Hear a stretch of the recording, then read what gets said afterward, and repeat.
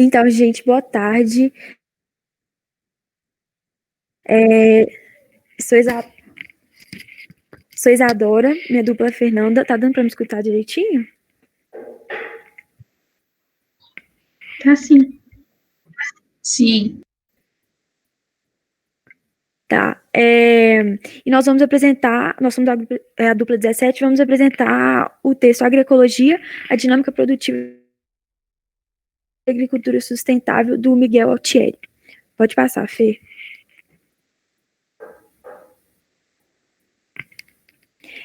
Então, a primeira parte do texto, ela fala sobre a agroecologia dos sistemas de produção em larga escala. Pode passar. Então, começando, o que seria uma agricultura sustentável? A agricultura sustentável ela vai inverter a lógica dos sistemas de produção, da maioria dos sistemas de produção em larga escala. Então, ela vai inverter essa lógica de forma a conseguir sustentar uma produtividade a longo prazo, o que muitas vezes não acontece nesses sistemas de produção em larga escala, porque eles costumam alcançar um nível de produtividade muito no início, mas isso ocorre às custas de muita degradação do ambiente, então acaba que essa produtividade ela é sustentada somente a curto prazo e depois ela declina. Então a agricultura sustentável ela vê o sistema de produção como um ecossistema e por isso ela consegue otimizar todo esse sistema. Quais são os princípios básicos do agroecossistema? A conservação dos recursos renováveis, a adaptação dos cultivos ao ambiente e a produtividade moderada e sustentável a longo prazo, que foi o que eu falei no tópico anterior. E para colocar em prática, né, esses princípios do agroecossistema, a gente tem algumas ações possíveis, que são algumas ações necessárias, na verdade. A primeira delas é a redução do uso de energia e de recursos. Então, como que isso vai se dar? De forma que toda aquela energia que entre no sistema de produção, ela seja aproveitada da melhor maneira possível. Então, você vai, como está escrito aí no segundo tópico, melhorar o aproveitamento energético. A redução das perdas de nutrientes e a melhoria na reciclagem desses nutrientes. Então, muitas vezes, a perda dos nutrientes, eles ocorrem muito por lixiviação, e ocorre também pela erosão do solo. Então, um sistema de produção sustentável, ele preza por evitar esses processos, então prezar pela reciclagem dos nutrientes por meio da produção, da matéria orgânica, né, constante ali no solo, e um incentivo à produção local de cultivos adaptados. E esse adaptados seria adaptados tanto ao meio ambiente quanto adaptados socioeconomicamente. E a gente tem também a ação que seria a redução de custos junto a um aumento da eficiência e da viabilidade econômica dos sistemas de produção sustentáveis. E também a preservação dos recursos naturais. Pode passar, Fê.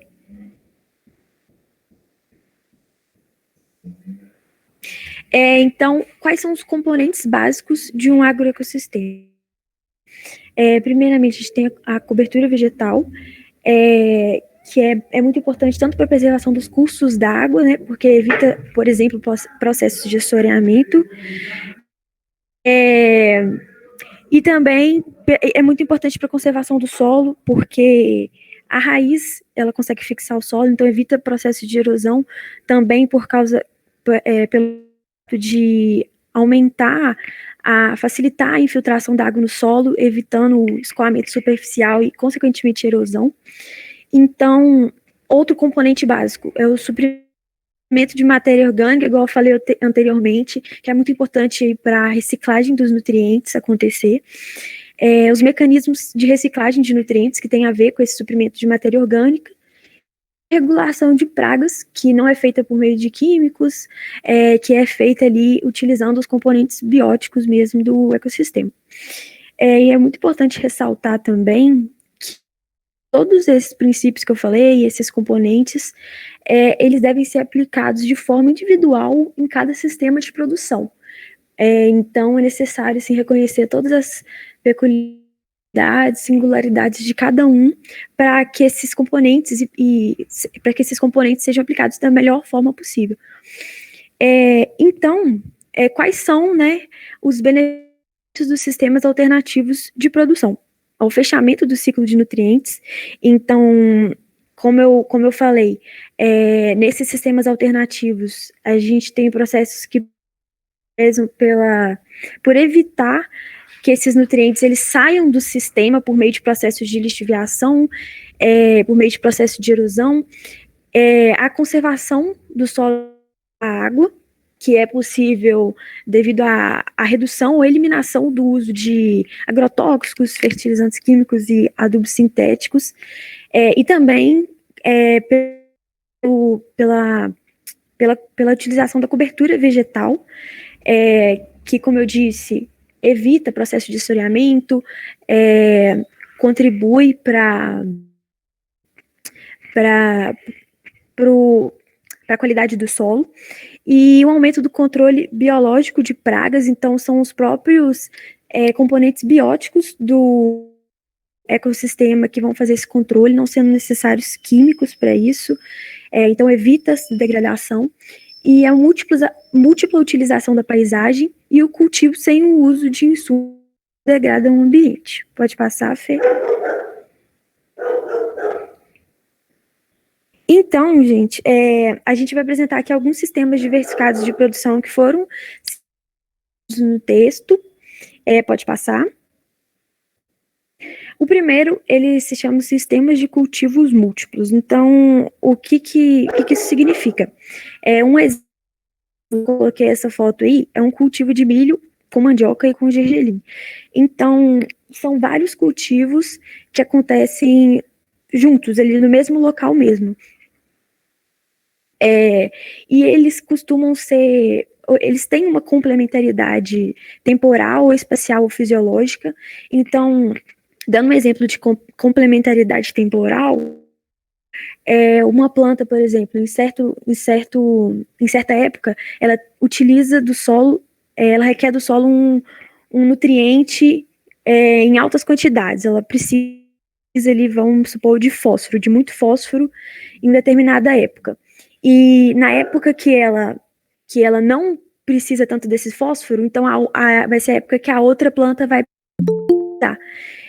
Então, tem essa complementaridade temporal e a complementaridade espacial também, que tem muito a ver com a arquitetura mesmo das plantas. Por exemplo, o fato de, às vezes, uma ser maior, outra ser menor, faz com que haja uma melhor utilização dos recursos naturais, como a luminosidade. E esse sistema de cultivos múltiplos, ele é muito bom porque ele promove uma maior captação e aproveitamento de recursos, e se comparado a um sistema em que, por exemplo, milho, mandioca e gergelim, eles são cultivados de forma separada, cultivos múltiplos, ele é muito mais eficiente. Pode passar, Fê?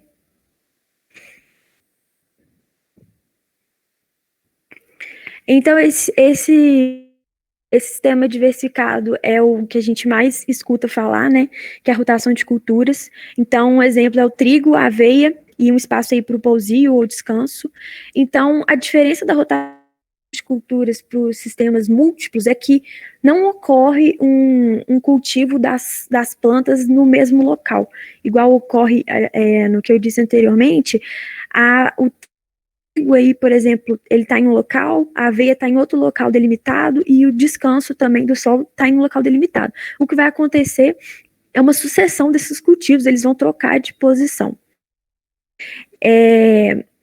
Então, como eu falei, a sucessão de cultivos em determinada sequência são bastante específicas para cada unidade agrícola, e elas evitam o esgotamento de recursos do solo, porque, por exemplo, a aveia, ela utiliza de um certo nutriente, então quando ela troca de lugar, por exemplo, com o trigo, o solo tem um tempo para recuperar esse nutriente que a aveia exigiu tanto, que o trigo não exige tanto. Pode passar, Fê.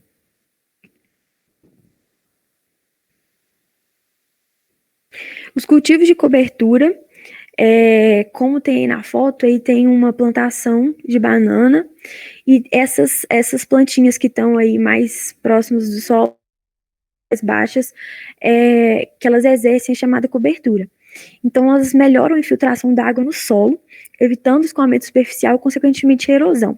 Então, as raízes dessas plantas, elas tornam o solo mais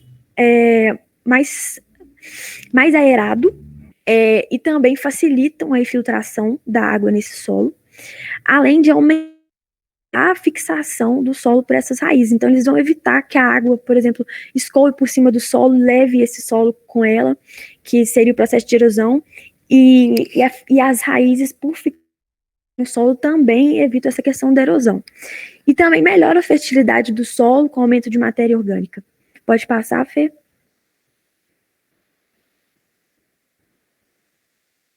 Os sistemas agroflorestais, eles também consistem em uma associação temporal espacial de árvores com cultivos e animais. Então, nesses sistemas, a gente consegue ter um melhor aproveitamento do solo, que é igual ao anterior. Você costuma ter diferentes sistemas de enraizamento. Então, às vezes, uma árvore com uma raiz mais profunda, ela aproveita um nutriente ali do fundo do solo, e com a raiz mais superficial, aproveita um outro nutriente, que fica ali na parte mais superior do solo. O aprimoramento da reciclagem de nutrientes, esses sistemas agroflorestais também possibilitam, e a melhor utilização de recursos também, como a luz solar. Igual os sistemas de cultivo múltiplo que eu falei, a gente consegue ver nessa foto, por exemplo, a diferença no tamanho das árvores, da arquitetura das árvores. Então, isso é benéfico tanto para mais alto quanto para mais baixo na questão da utilização de recursos como a luz solar. Pode passar, Fê? E por fim, a agricultura orgânica, ela evita ao máximo o uso de recursos externos à unidade de produção agrícola, ou exclui, né? Evita ou exclui. E evita ou exclui também o uso de agrotóxicos e fertilizantes sintéticos. Então, no lugar de fertilizante, por exemplo, se utiliza o esterco animal, no lugar de químicos, né, para o controle de pragas como agrotóxicos, se utiliza os próprios componentes bióticos do ecossistema, o uso de adubos verdes também no lugar dos fertilizantes, das leguminosas também no lugar dos fertilizantes, e da energia solar e eólica. Pode passar, Fê.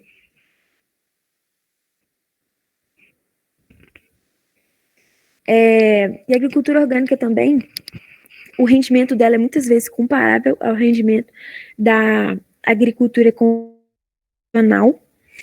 Ela gasta menos energia e gera menos danos à saúde do agricultor, por evitar ou diminuir o uso de agrotóxicos, por exemplo, e geralmente ela necessita de mais mão de obra, porque como a maquinaria é menor na agricultura orgânica, então você precisa de mais pessoas trabalhando, então você gera mais empregos, mas também acaba que o produtor tem mais gastos com a mão de obra.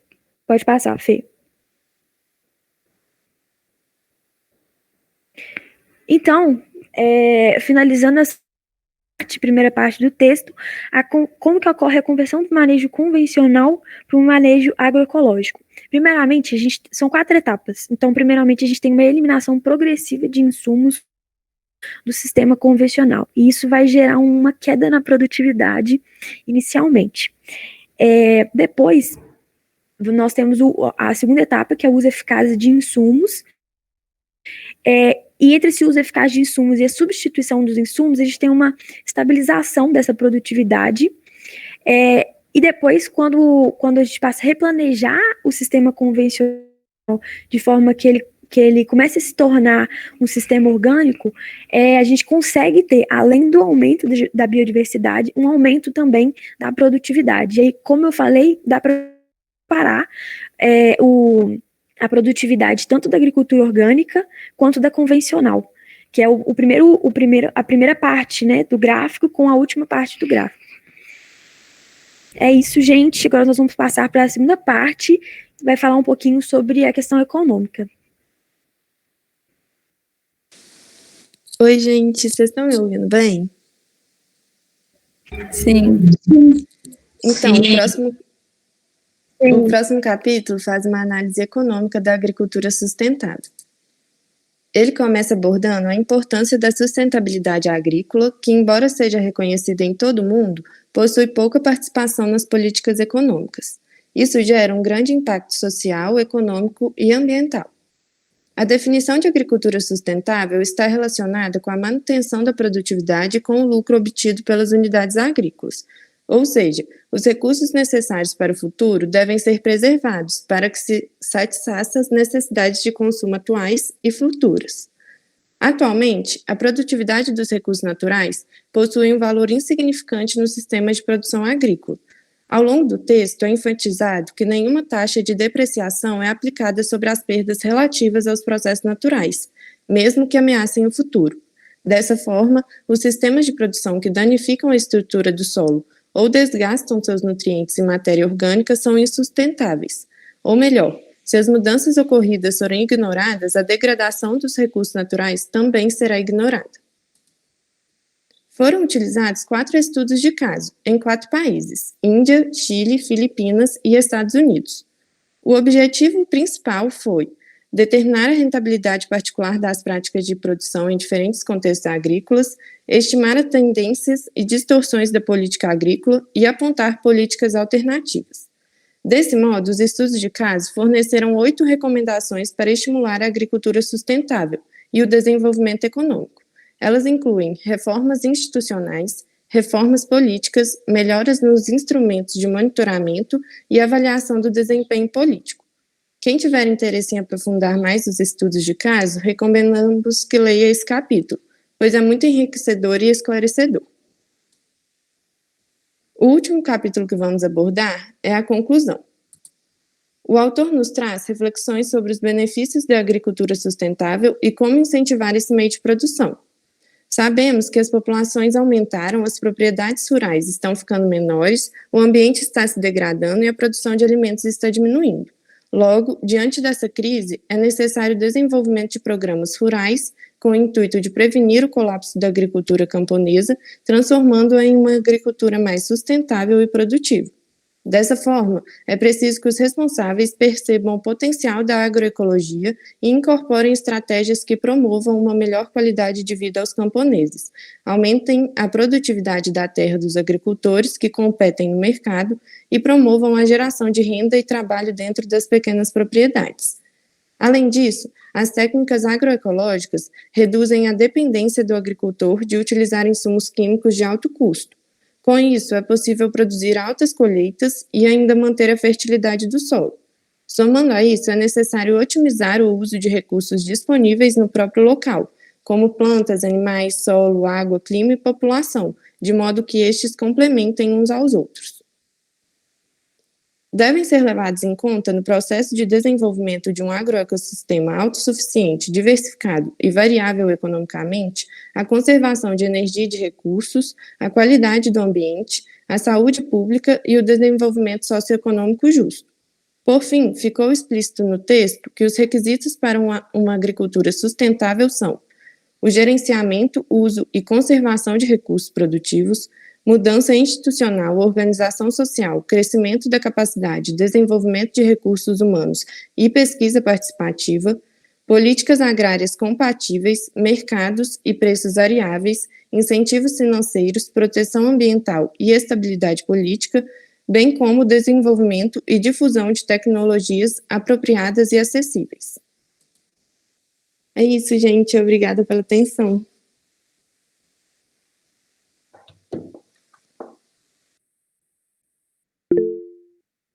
Obrigada, pessoal.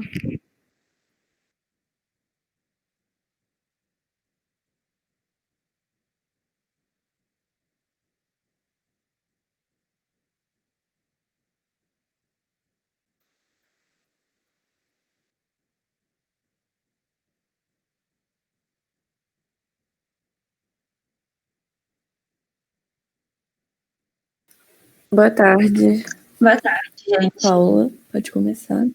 Isso, sai. Isso. Então, primeiramente, eu queria parabenizar as meninas. Elas mandaram muito na apresentação. O capítulo é muito grande, assim. Elas conseguiram apresentar de forma sucinta e muito didática. Então, parabéns, meninas. Então, eu queria trazer, né, aqui que nos estudos de caso eles mostram, né, como os subsídios, como os incentivos governamentais, eles podem influenciar na escolha dos agricultores, né, que muitas vezes são influenciados na escolha de agrotóxicos e produtos não orgânicos, já que esses são mais, assim, incentivados pelo governo, né, e acabam ficando mais baratos, tendo um custo mais acessível do que os produtos orgânicos, né. E aí, como é dito no texto, esse custo-benefício, ele é um pensamento, assim, meio falho, meio falso, porque a longo tempo é um custo muito maior que vai ser gerado, né, por conta da degradação do solo, da água, do meio ambiente, até da saúde da população. E linkando aqui um pouco com o Brasil, né, a gente viu uma aula que passou o discurso da Cátia Abreu no Congresso, onde ela falou que atacar os agrotóxicos era atacar a população pobre, porque são os agrotóxicos que fazem o alimento ficar mais barato. Então, assim, é ele que dá um acesso para a população de menor poder aquisitivo, né? Então, a gente vê aqui no Brasil como o governo ele incentiva o agronegócio, ele vai investir em latifundiários, nesse todo pacote tecnológico que a gente vê hoje. E aí, uma discussão que eu queria ter com vocês, uma reflexão, é de como seria possível a gente promover uma agricultura sustentável aqui no Brasil, a gente promover uma agricultura orgânica, né? Uma agricultura familiar, ao invés dessa agricultura de mercado.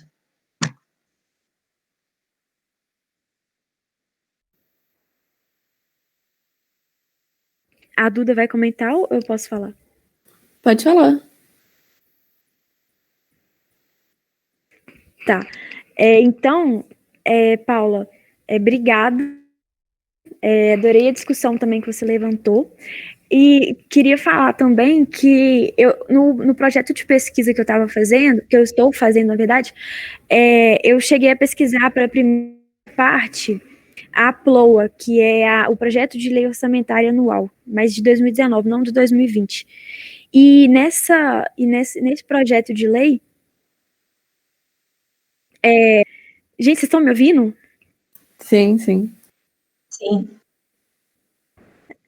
Desculpa, que a internet está um pouco ruim. E nesse projeto de lei tem lá, depois até mandar o link, tem lá que 0,56% dos gastos tributários do governo, eles são direcionados aos defensivos agrícolas. Aí a gente olha essa porcentagem e fala, pouquinho e tal, mas na verdade, esses 0,56%, eles correspondem a 1 bilhão, eu fiquei muito horrorizada, 1 bilhão e 700 milhões de reais.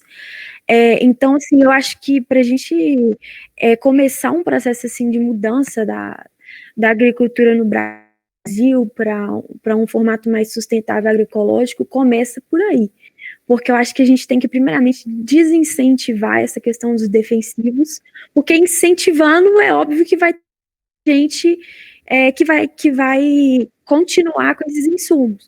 Então, eu acho que o primeiro passa por isso, e eu acho muito importante também ressaltar a importância das redes formadas pelas pessoas que já estão prezando por esse modelo orgânico e agroecológico. Teve até um vídeo que a gente viu de não, foi APM, Atividade Prática Monitorada, que a Vanessa passou, que tem uma rede de pessoas dentro da agricultura orgânica que se ajudam, que cooperam entre si. Então, eu acho muito importante para evitar até que as pessoas dentro da agricultura orgânica, elas desistam desse modelo, porque isso acontece, infelizmente. E isso, tipo assim, uma das vezes que eu vi que isso realmente aconteceu, e que é triste, né, querendo ou não, foi num texto que o Rodrigo de Economia passou, e que é um texto que fala sobre lá no Rio Grande do Sul, uma família que estava querendo passar para um modelo mais agroecológico, orgânico de produção, e o filho que ia pegar o lugar dos pais, né, que os pais já estavam indo aposentar, ele estava querendo abandonar essa questão do orgânico, do agroecológico, porque estava achando essa transição muito complicada, estava querendo continuar o uso de químicos, mas com a ajuda da Embrapa, se eu não me engano, eu acho que o resultado final foi muito bom. Eu não sei ainda se foi finalizado projeto lá, eu não estou lembrando, mas eu então queria ressaltar aqui a importância também da Embrapa, de organismos assim, nesse contexto, sabe, de passar assim o Brasil ser um país mais voltado, com a agricultura mais voltada para esses sistemas mais sustentáveis. Concordo muito, Isadora. É E isso, dá pessoal. até para a gente pegar essa outra coisa que ele fala muito, né, no estudo de caso, que é a aplicação dessas taxas em relação aos danos causados, tipo, na propriedade ou fora da propriedade, pelo uso desses insumos e de outros produtos inorgânicos, porque essa taxação, ela reduz os ganhos líquidos, né, quando você começa a taxar mais um produto, tipo, esses inorgânicos, né, esses fertilizantes, eles passam a ser mais baratos, não, mais caros, desculpa. E com isso, tipo, os produtores ficam menos incentivados a comprar mesmo, e isso dá menos dano na natureza. Então, tipo, isso é um recurso também que poderia ser usado no Brasil, eu acho que seria muito bom, inclusive, porque a gente vê muito, né, esses pacotes de semente, agrotóxico e tudo, que são péssimos para a natureza, mas que acabam que são mais baratos e compensam, né, nas grandes redes e latifúndios, assim. E uma outra coisa que a gente estava pensando, eu e a Paula, né, são como essas correntes, tipo veganismo, slow food, pregam por essa produção e alimentação mais sustentável, né, visando sempre uma produção mais com menor impacto, algo mais acessível e seguro, que são coisas que são muito importantes de ser trabalhadas, né, na sociedade, nas próprias faculdades e outros meios, assim.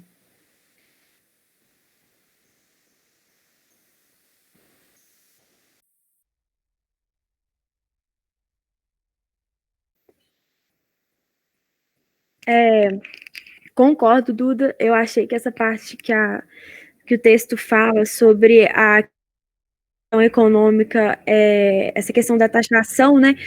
É uma coisa realmente que, se a gente conseguisse aplicar, seria ótimo. Acho que daria um efeito muito bacana. E eu acho que, como eu falei também, a gente tem que começar por essa questão, sabe? De tentar diminuir esses incentivos, talvez por meio, não tipo assim, inicialmente talvez de taxar, talvez seria difícil, mas só de reduzir esse incentivo, eu já acho que seria ótimo, Sim, porque eu achei o valor muito exorbitante. Então, assim, mas eu concordo muito com o que você falou, concordo muito com com as correntes do vegetarianismo, do veganismo, porque eu acho que hoje o pessoal está desmistificando, né, a alimentação vegana, que não é uma coisa de outro mundo. Então, eu sigo várias pessoas que falam um pouco sobre isso, e eu acho muito bacana, me incentiva bastante a, tipo assim, a consumir, preferir, às vezes, por alimentos veganos, não necessariamente assim, eu como carne e tal, não a virar vegana ou vegetariana, mas mudando meus hábitos, sabe? Tipo assim, no dia a dia mesmo, sem uma necessidade às vezes, de mudança brusca, mas acho que pequenas ações já contribuem bastante. com certeza, concordo muito. Eu acho que essas são as questões que a gente pensou em pontuar, né, em relação aos estudos de caso, principalmente. Mas o texto ele é muito denso, né? Tem muitas questões que dá pra gente falar, dá pra ficar muito tempo aqui, mas é mais isso mesmo. Sim, obrigada, meninas. Obrigada a você, Obrigada gente. a vocês.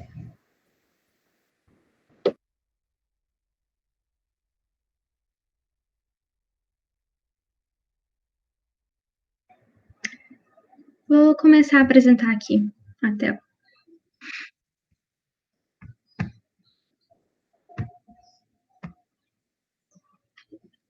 Apareceu? Sim, só abre aí.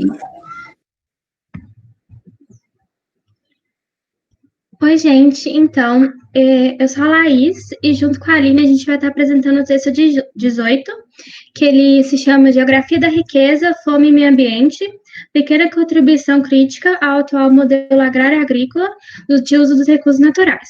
O autor é o Carlos Walter Porto Gonçalves.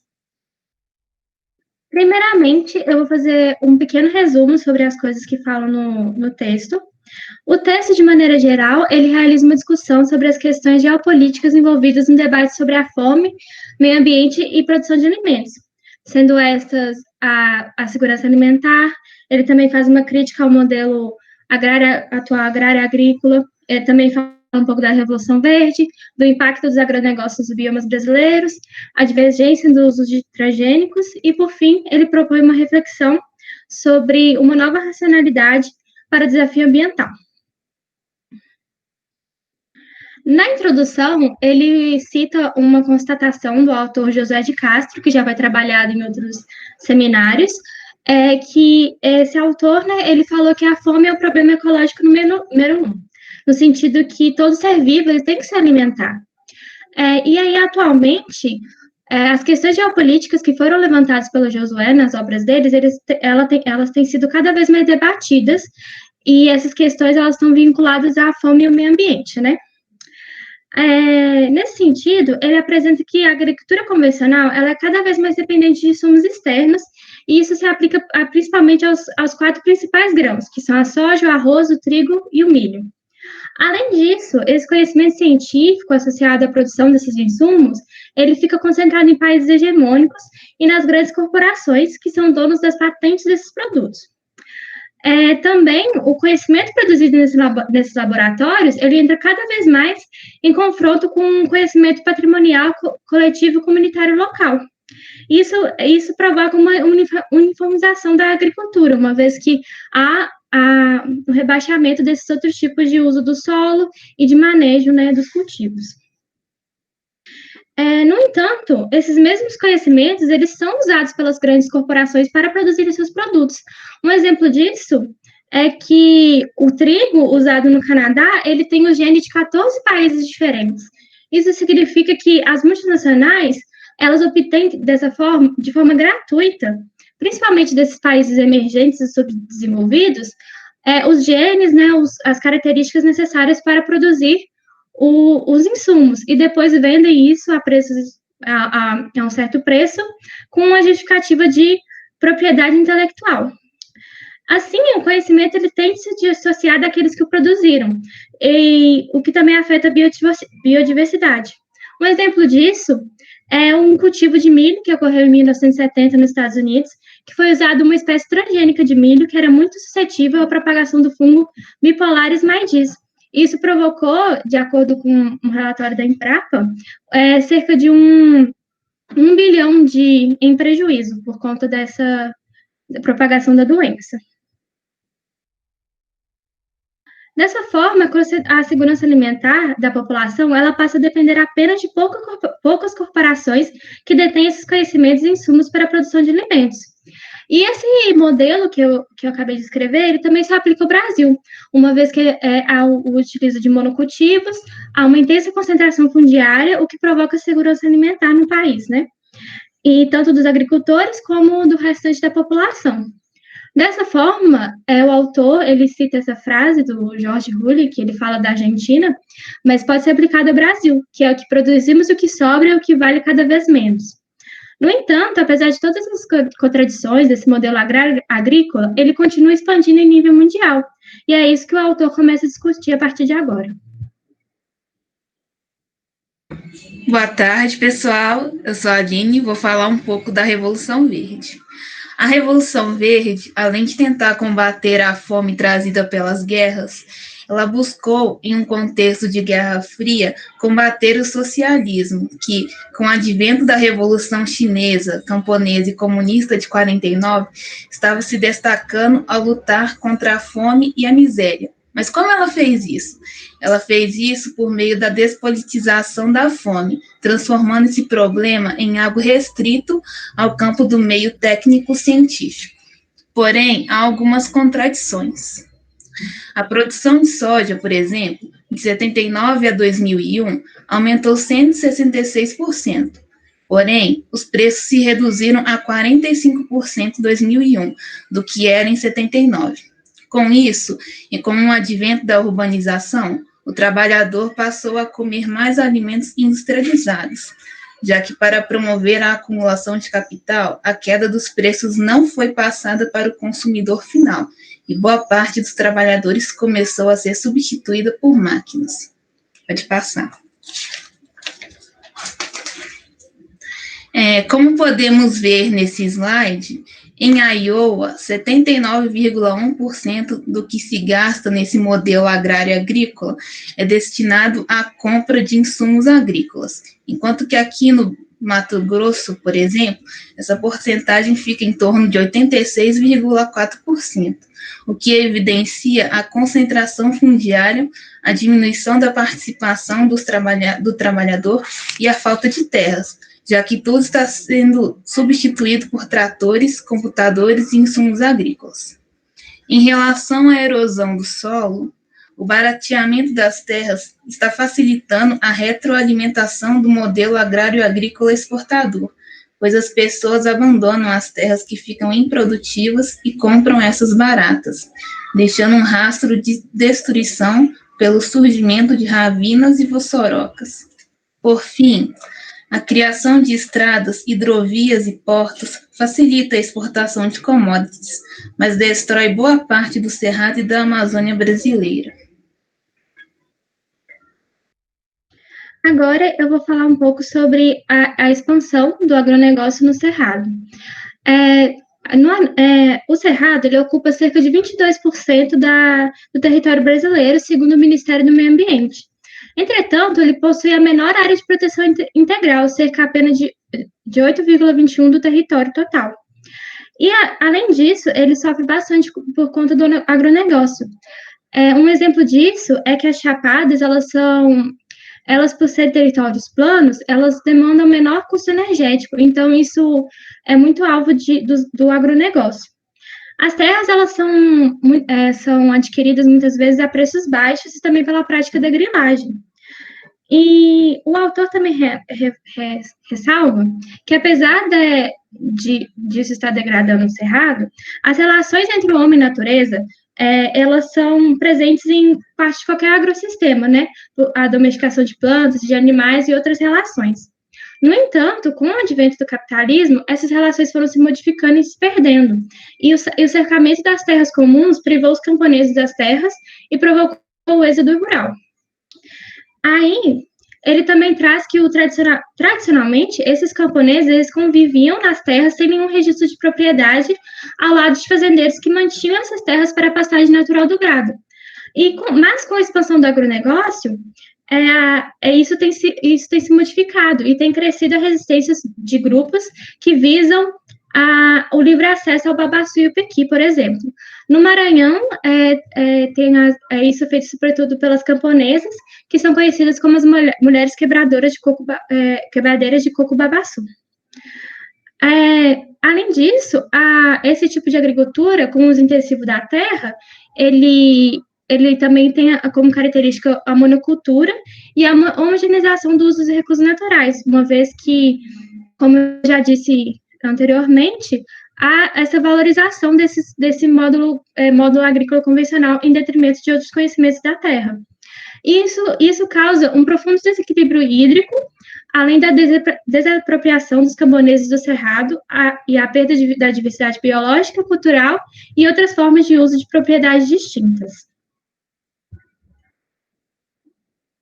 E aqui tem um dado que eu tirei do site Terra Brasilis, do Instituto Nacional de Pesquisa Espacial, que ele mostra o incremento do desmatamento no Cerrado. Não tem dados de 2020, mas a gente pode perceber que, principalmente na época que esse texto foi publicado, né, que foi 2004, havia um grande desmatamento do cerrado, e isso ainda continua acontecendo nos dias atuais. Aí, a partir de agora, o autor fala um pouco da insuficiência do agronegócio. Primeiramente, ele explica os dois pilares desse modelo agrário agrícola atual, que é a supervalorização da ciência e técnicas ocidentais, o que eu já citei no outro slide, que é a homogeneização da cultura, né, do modo de usar a terra, e também a expansão da terra cultivada, uma vez que esse uso intensivo da terra, ele exige cada vez mais terras maiores para ele se concretizar. Entretanto, apesar do agronegócio muitas vezes propagar a ideia que ele é mais fértil, que ele produz mais, o autor dá um exemplo que, apesar do uso de fertilizantes ele ter aumentado em 14 vezes nos últimos 5 anos, a produção de grãos aumentou apenas em 3 vezes. Então, a gente percebe que não há uma relação extremamente direta com o uso de fertilizantes e aumento da produção. Além disso, nesse tipo de agricultura, também há uma grande dependência de insumos externos, e o agricultor ele fica, né, refém dessas grandes corporações que detêm as patentes. E também há um profundo prejuízo à diversidade biológica, cultural e social do local. Um exemplo de prejuízo à diversidade, ao meio ambiente, é o uso do agente laranja no Vietnã, e também ele foi usado aqui no Brasil, no Bico do Papagaio, em 2002. Eu trouxe essa reportagem do El País, que ela é recente, e ela diz que 50 anos depois, ainda há resquícios do agente laranja no solo do Vietnã. Como podemos ver, esse modelo agrário agrícola de exportação está cada vez mais provocando um intenso processo de êxodo rural no campo, já que os insumos e máquinas agrícolas estão substituindo o uso de humanos nas tarefas de combate às pragas e na questão da semeadura. Segundo Jorge Roulli, o modelo rural que se nos impôs é simplesmente de exportação de commodities, de concentração de terras e de exclusão de populações. Ou seja, nesse modelo, o lucro se torna mais importante do que garantir o pleno acesso à terra, a distribuição igualitária de renda e a segurança alimentar. A partir desse momento, o autor traz dois conceitos a fim de discutir a racionalidade ecológico-ambiental. Ele diz que há uma necessidade de um conceito de uma racionalidade, né, de uma sustentabilidade mais ampla, para evitar que pintem de verde a injustiça, uma vez que diversas ações que são feitas, elas são mascaradas, né, os impactos sociais são mascarados com a justificativa que ambientalmente, né, promove o equilíbrio ecológico, mas não é isso que acontece. Principalmente, às vezes, o conceito de sustentabilidade, né, que seria a produção com menor impacto ambiental, muitas vezes ele apenas fala das consequências sem tratar as causas, então não engloba todos esses fatores.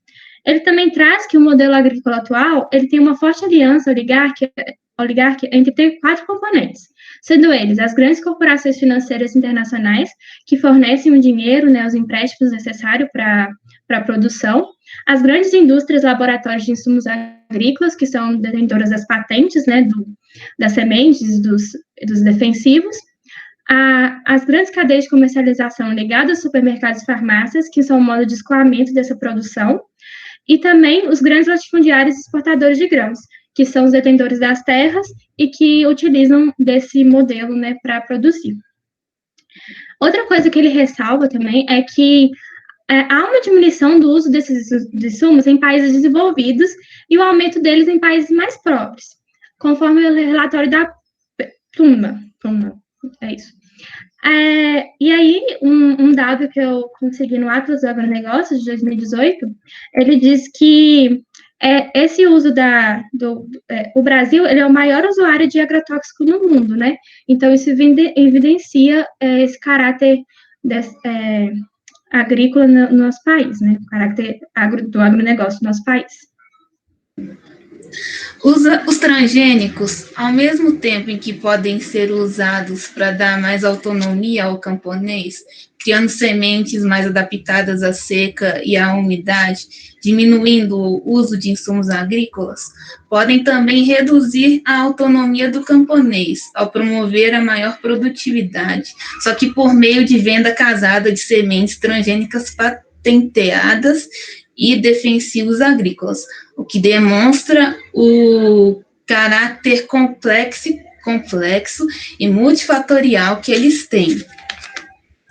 Dessa forma, para superar o problema da acumulação de capital frente aos marcos da racionalidade econômica, junto com a dimensão ecológica, é preciso superar o desafio ambiental, deslocando o foco do meio ambiente para o capital e seu agente, a burguesia, visando mudar o modo de produzir e distribuir os alimentos, já que esse modelo agrário-agrícola é insustentável, não só pela destruição da biodiversidade, mas também pela morte de pessoas, seja por fome, por desnutrição ou intoxicação.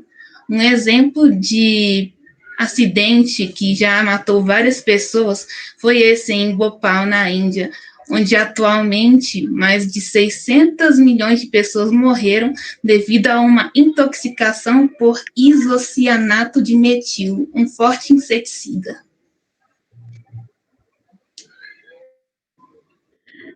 A partir desse momento, o autor ele traz a discussão sobre o aumento da entropia no planeta.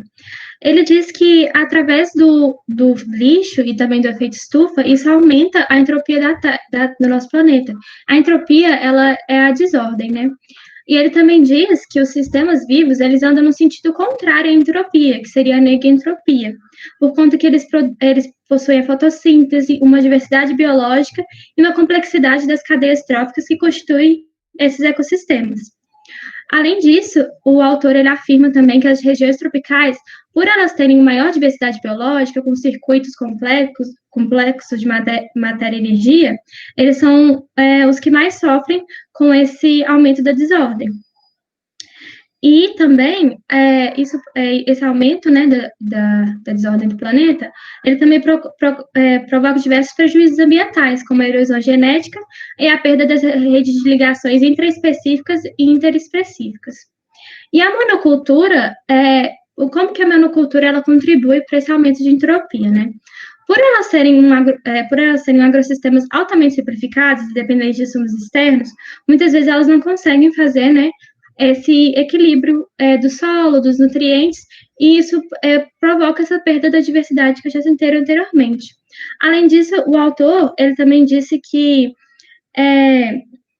os seres humanos, eles, ao utilizar uma energia em forma de carbono, né, como exemplo, o petróleo e o carvão, que eles se foram submetidos a um longo tempo geológico, eles têm a ideia de que há uma transformação ilimitada na matéria. No entanto, não é isso que ocorre. Até essas fontes, né, o petróleo e o carvão, elas precisam de um longo tempo geológico para serem produzidas. E tudo isso que a gente discutiu até aqui, isso contribui para o aumento da entropia do nosso planeta. Em relação à ineficiência hídrica, o homem, ao desmatar a Amazônia para construir hidrovias, acaba fazendo com que esse sistema agrário-agrícola prejudique a dinâmica do equilíbrio hídrico, que se dá pela evapotranspiração, processo em que boa parte da biomassa amazônica vira água, e essa mesma água se torna parte das chuvas que circulam na América do Sul e no Caribe. Com isso, é perceptível que há limites para os recursos naturais, pois vários ecossistemas não voltam ao normal. Exemplo disso é que, segundo Jorge Rulli, várias bactérias fixadoras de nitrogênio sumiram, o que interrompeu os ciclos biológicos e desfavoreceu a retenção de água no solo, provocando inundações nas áreas baixas. Agora o autor ele trata um pouco da questão agrária e a urbanização. A urbanização, ela mudou o centro da questão agrária. Agora não é uma questão mais específica do campesinato. Além disso, o desmatamento, né, e todas as mudanças na natureza que foram necessárias para essa urbanização, tornou a propagação de doenças, de vírus e bactérias que possuem larga adaptação biológica. Um exemplo disso é a doença da vaca louca. Essa doença, ela também é conhecida como encefalopatia espongiforme bovina, e ela é contraída, ela afeta o gado bovino, e ela afeta os seres humanos ao ingerir, né, essa carne contaminada com piro, acho que é assim que pronuncia, que provoca essa doença, e ela estima-se que ela já infectou 107 pacientes desde o primeiro registro de casos em 2001. Além disso, ele também fala que a globalização e deslocamentos mais intensos, eles contribuem para a propagação de doenças que antes eram restritas geograficamente. Aqui eu coloquei o exemplo da Covid-19, porque a gente sabe que ela se propaga muito rápido, principalmente por causa dessa globalização, né? Porque ela se iniciou na China e ela se propagou pelo mundo todo, e a gente está vivendo a pandemia, né? E também ele traz o desmatamento e o crescimento dos vetores da doença. Um exemplo disso é que no Brasil, a ocupação desordenada da região amazônica, que foi incentivada por diversos órgãos governamentais, além da construção de hidrelétricas e o desenvolvimento de projetos agropecuários e a instalação de inúmeros garimpos, eles provocaram um incremento considerável da transmissão da malária do início da década de 1980. Há certas diferenças entre OGM e OTM. Os organismos geneticamente modificados, ou OGM, geralmente são mais um fenômeno natural, em que há um certo equilíbrio com a natureza, sendo caracterizados geralmente pela polinização pelo vento, ou pelas abelhas ou outros insetos. Já os organismos transgenicamente modificados, ou OTM, eles são feitos em laboratório, visando mais seguir a lógica do lucro capitalista, e não foram criados para viver de forma equilibrada com a natureza. Por ser um fenômeno recente da década de 70, os transgênicos devem ser analisados caso a caso, em prol da saúde humana e da natureza, já que os seres vivos modificados em laboratório vão realizar relações incontroláveis com a natureza e os seres vivos, dos quais se desconhecem os efeitos. Em relação à poluição genética, ela se dá quando organismos não naturais entram em contato com os naturais e os contaminam. Para exemplificar isso melhor, vou citar o caso do Percy Shyster.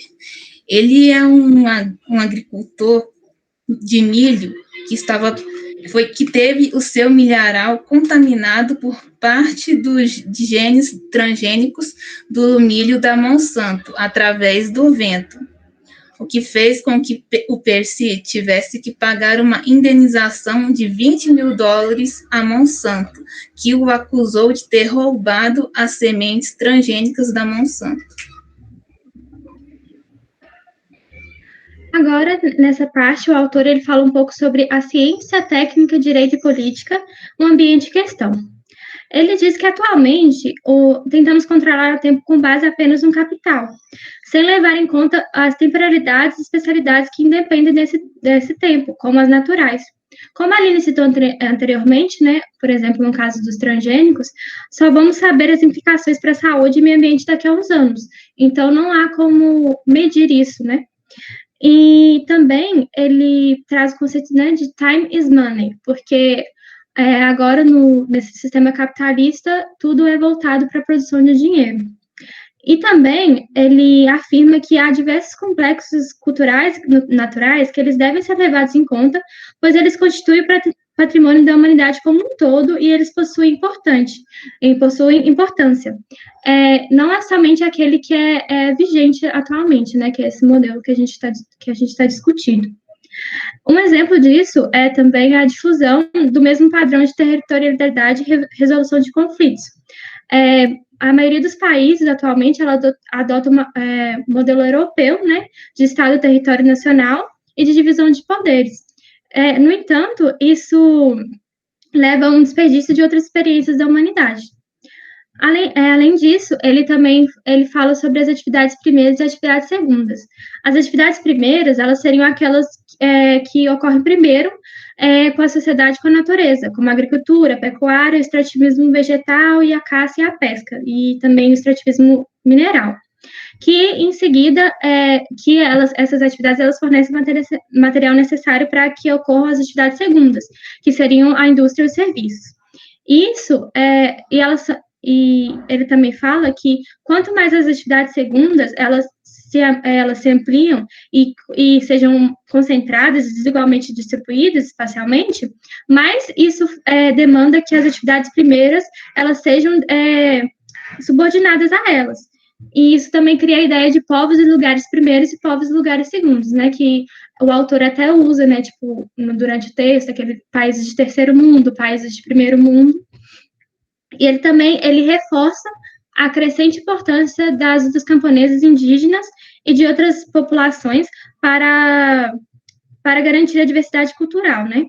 E todas as questões que foram discutidas até agora, elas devem ser debatidas a fim de promover uma discussão sobre o futuro da humanidade.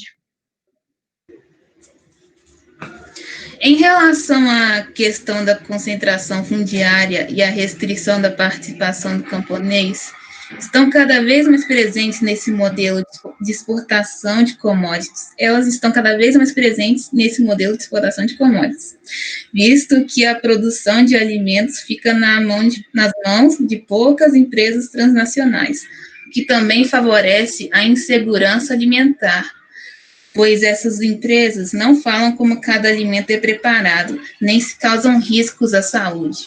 Com isso, deve-se deslocar o foco da segurança do Plano Mundial para uma vez, segundo Marcel Mazoia, os mercados internacionais de produtos agrícolas básicos não são mercados mundiais, no sentido estrito da palavra, mas sim mercados residuais que tendem a ultrapassar a produção com excedentes dificilmente vendáveis. Talvez seria melhor mudar o nome de agricultura para agronegócio. Nesse sentido, a agricultura estaria mais relacionada a uma produção típica de uma região que sempre comemora a fartura de alimentos e que gera emprego e renda durante as festas, como a festa do milho em Montes Claros, enquanto que as festas do agronegócio estão mais relacionadas a quererem imitar os Estados Unidos, apenas com barracas de cerveja e cachorro-quente, e artistas do show business. Como Josué de Castro dizia, a vergonha da nossa época não é a fome, e sim que hoje a fome conviva com condições materiais para resolvê-la. Ou seja, temos tudo o que é necessário em termos de tecnologia para poder resolver o problema da fome. Só que nós somos mesquinhos e egoístas demais para compartilhar essa tecnologia com quem é mais desfavorecido economicamente. Obrigada por ouvirem a mim e a Laís. Para encerrar, deixamos esta pequena frase da Vandana Shiva de reflexão. E aqui são algumas referências que a gente usou para complementar o texto, e aqui também tem uma reportagem sobre o pó da China que contaminou lá, e também sobre o desastre que a Aline falou da Índia. Muito obrigada.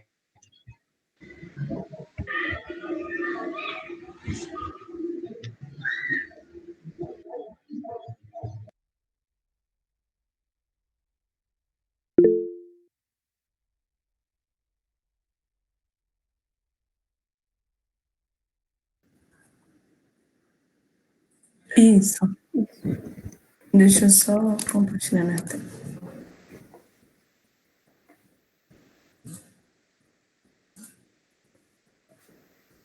Apareceu?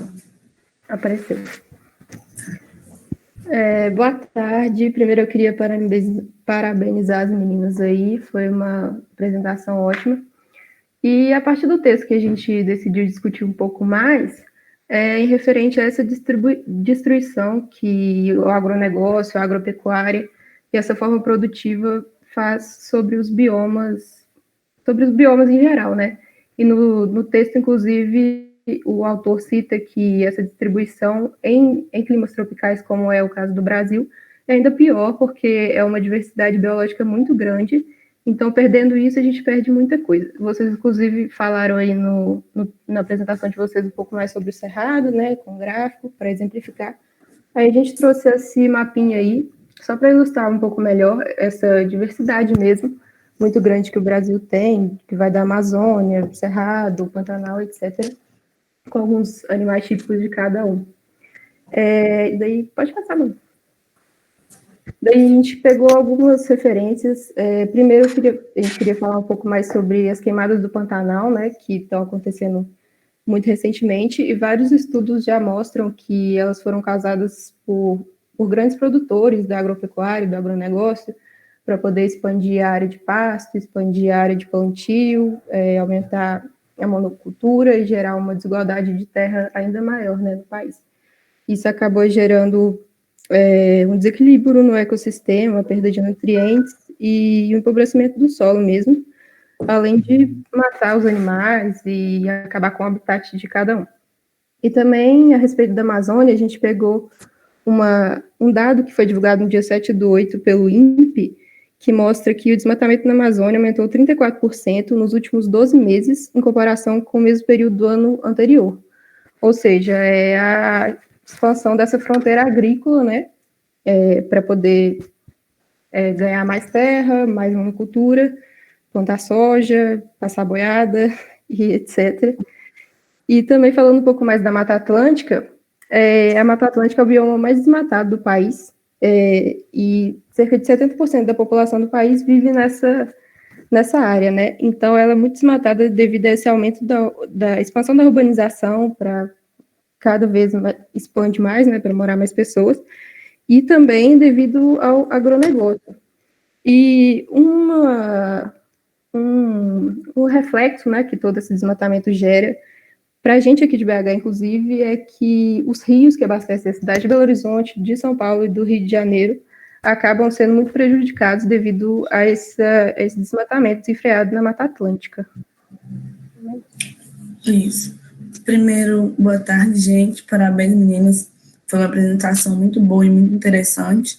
E dando continuidade a esse ponto que nós precisamos, inclusive, chamar a atenção, que é a devastação dos biomas brasileiros, eu vou continuar falando do Cerrado. A principal causa de devastação no Cerrado são os avanços das queimadas e a retirada de suas matas para a utilização do solo na agropecuária.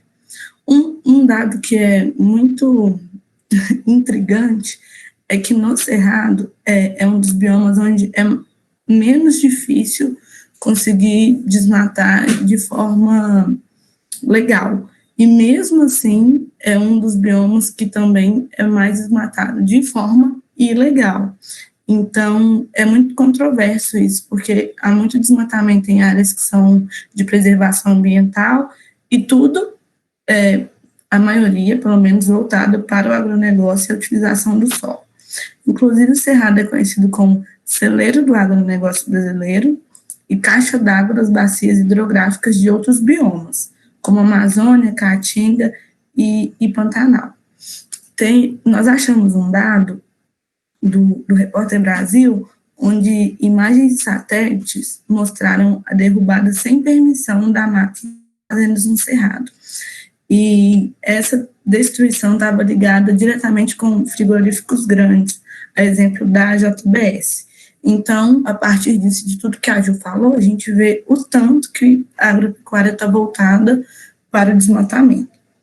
Além disso, tem também a Caatinga, onde o maior ponto de desmatamento é a extração vegetal, visto que, infelizmente, tem falta de investimento, pouca presença do Estado lá. Então, essa extração vegetal é voltada principalmente para as queimadas, né, pelo alto poder calorífico que tem, e estima-se que 30% da energia utilizada pelas indústrias locais advinham da prática da extração da lenha da caatinga, o que é muito preocupante, né? E por último, mas não menos importante, tem o Pampa, onde também tem muito desmatamento voltado para o modelo agrícola atual, visto que lá tem muitas espécies gramíneas, mais de 450, então é muito rico, né? Mas, por outro lado, cerca de 50% do desmatamento do Pampa são voltados para a plantação de soja, que indiretamente vai também para a agropecuária. Então, posto tudo isso que nós já falamos, nós vemos a agropecuária presente no desmatamento de todos os biomas brasileiros. E nós ficamos intrigados para saber por que isso acontece, tem algum dado que contrapõe isso.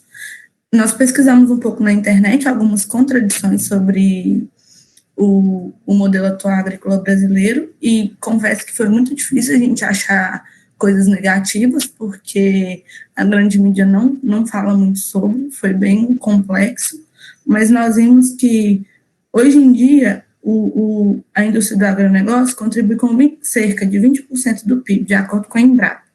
O que já não é um valor muito alto, visto que antigamente era até mais de 30%, lá para os anos 90 até os anos 2000. Então, cai por terra aquele argumento de que o agronegócio é muito importante para o PIB.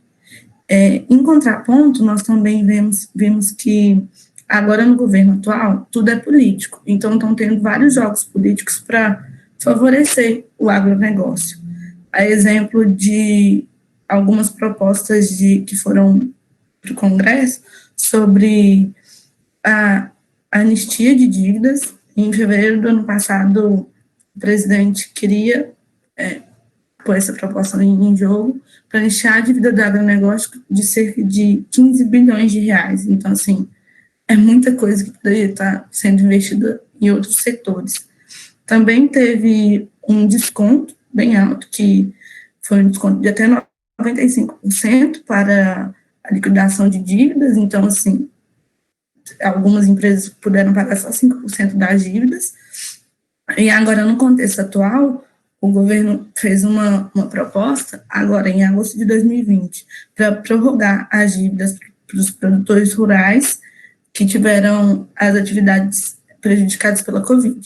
Então, isso é, assim, no mínimo intrigante, porque a gente sabe que aqui no Brasil tem um monopólio de algumas empresas e que isso é visto, né, nessas ações do governo. Então, a gente vê como tem esse jogo político e como esse jogo político traz malefícios para o meio ambiente, para a fauna, para a flora e, consequentemente, para a espécie humana.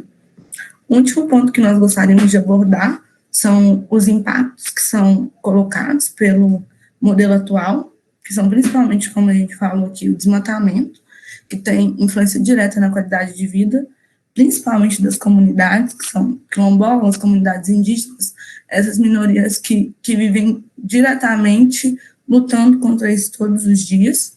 Os impactos relacionados à biodiversidade, porque influencia e perde-se biodiversidade, né, que também tem a ver com o desequilíbrio ambiental, e a mudança climática, que assim não é a nível Brasil, é a nível mundial.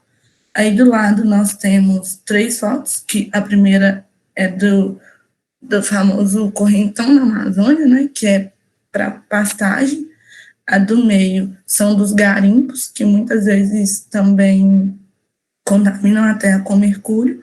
E a terceira é do que a Ju falou, das queimadas no Pantanal. Aline e Laís, mais uma vez, parabéns pela apresentação. E nós gostaríamos de perguntar para vocês, diante disso tudo, do contexto atual, do que o texto trabalha sobre isso, sobre a perda da diversidade dos biomas, principalmente aqui no clima tropical, o que vocês acham? Se vocês acham que é válido perder tanta coisa para sustentar o modelo agrícola atual. Gostaríamos da opinião de vocês. Oi, meninas, muito obrigada pela contribuição. Gostei bastante e me lembrou de algumas reportagens que eu tinha lido ao longo desses dias, assim. A primeira é que até a Júlia falou, né, de passar a boiada.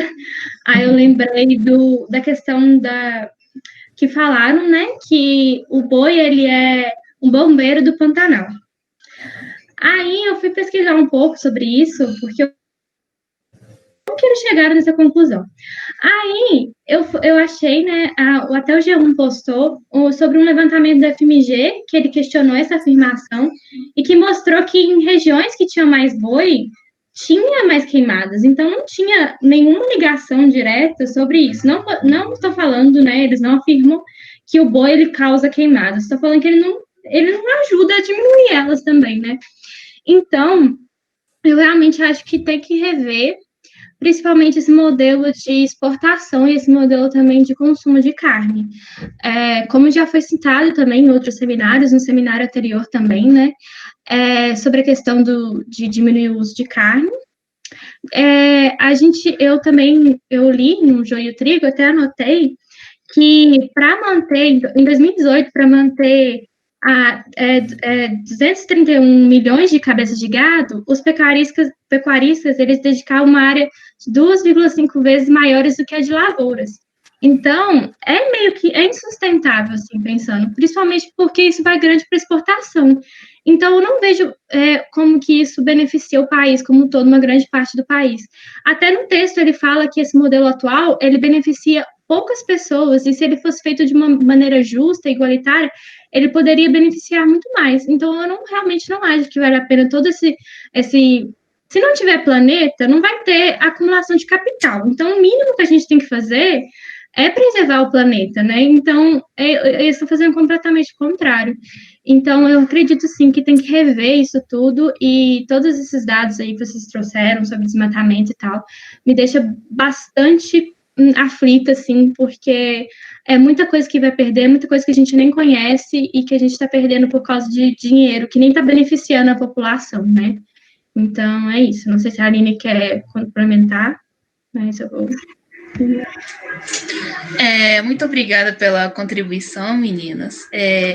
Eu também concordo com o que a Laís diz em relação de que esse modelo agrário, agrícola exportador não está contribuindo, está mais prejudicando as pessoas, o meio ambiente. Eu acho que uma solução melhor, em que todo mundo sairia ganhando, seria se esses produtores que têm esse modelo em mente de produção, se eles mudassem ele para algo mais equilibrado com a natureza, porque, tipo, tem vários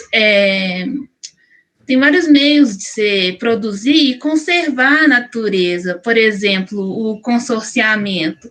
Você planta em certa parte da terra e deixa a outra parte para a natureza cuidar. Tipo assim, a própria natureza cuida das plantações com os insetos que comem os insetos que comem as plantações. Tem também o terraceamento, que protege mais o solo. Tem também a rotação de culturas. Enfim, eu acho que a agroecologia mesmo, né? As meninas apresentaram. A agroecologia também.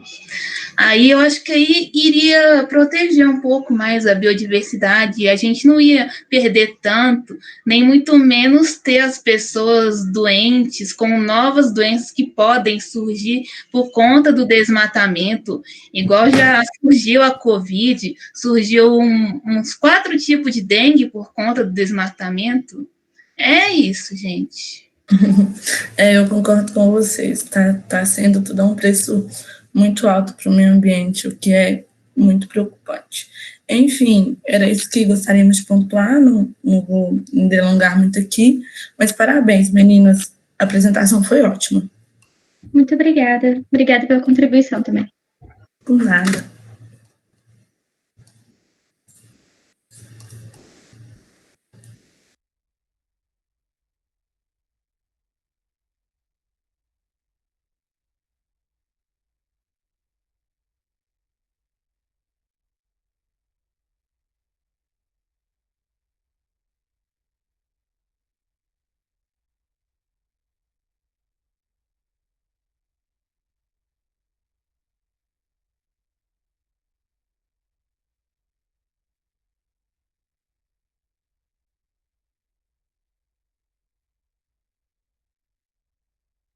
Fui eu.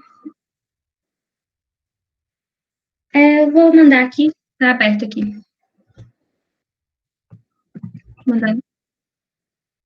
Mandei.